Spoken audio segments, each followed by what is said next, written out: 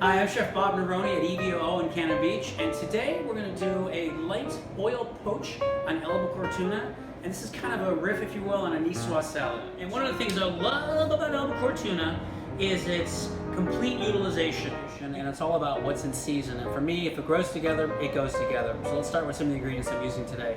I've got some carrots to go in the bowl with, some radishes. These have both been julienne, and if you don't have the time to julienne or you don't have a mandolin, however you cut it is going to be perfect for you.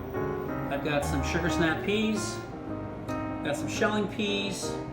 They're just fantastic and sweet. I'm going to add a little bit of sea salt. I love sea salt because it dissolves pretty quickly and I know exactly what I'm tasting.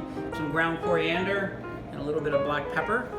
We're going to work this together and toss that in seasoning first so it gets coated well.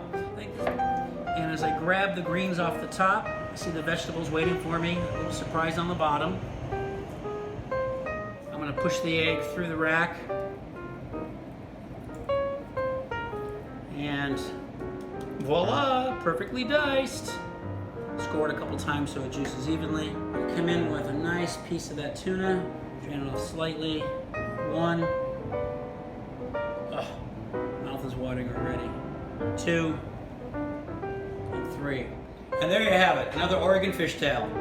Albacore tuna caught right off this shore. Can't get much better than this. So go to eatoregonseafood.org for this and other great recipes from chefs just like myself, supporting the local fisher people. Hey listen, more than ever, this is the time to be eating seafood. They need our help. It's crazy time right now out there, and they work really hard to get the bounty to our table. So remember, seafood couldn't be easier to cook at home. This is fantastic. I'm gonna go enjoy it. You go enjoy yours. Bon appetito.